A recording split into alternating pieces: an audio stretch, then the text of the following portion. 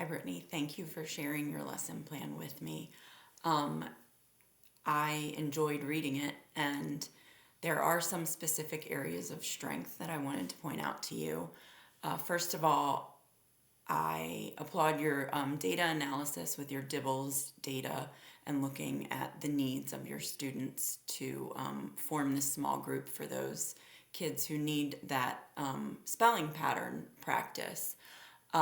Your familiarity with the curriculum and selecting your materials was very impressive, so great job. You also pulled in a lot of resources for the independent practice that will benefit your students, and I appreciate you really putting thought into that and thinking about what they're going to need after that direct instruction from you. And speaking of the direct instruction, you really included explicit scripted instruction so that you know exactly what you're going to say and what you expect of the students. And it seems that you've really done a lot to establish these routines with your class, so kudos for that too. Just a couple of thoughts. As I was reading through the lesson plan, I wondered if maybe there are other data points that could be helpful. Are there other assessments that you could refer to just to analyze what some of the other needs are of these students who you're planning for? Maybe comprehension, maybe some comprehension assessments, so that because at the end of the lesson you talked about how you were kind of dipping your toe into the comprehension piece. And then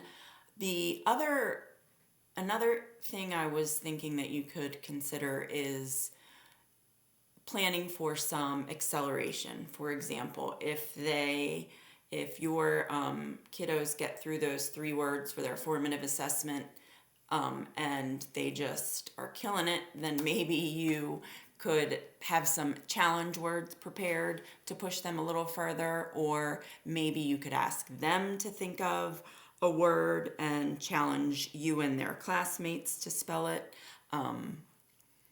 And even in that situation, you could potentially intentionally spell it wrong or incorrectly and have them fix your error. Kids love to fix the teacher's errors, don't they? Finally, just another recommendation that I've seen. A kindergarten teacher, you'd mentioned high frequency words, and this was an area of need for this group of students. So I wanted to mention this high frequency words practice that she used. She would always use a yellow highlighter, and the students would highlight the high frequency word that they were working on for that period of time, but they would call it buttering their words. And for some reason, she made a connection to putting butter on those words and like buttering your corn on the cob. And instead of calling them high frequency words, the students called them butter words. It was just a connection they made that really made those high frequency words stick. And then the only other thing I have is, you're probably familiar with it, but starfall.com, I thought when I was looking at your centers, that might be another like tech-based center that a student could do independently to practice that spelling pattern that you have outlined in your lesson plan.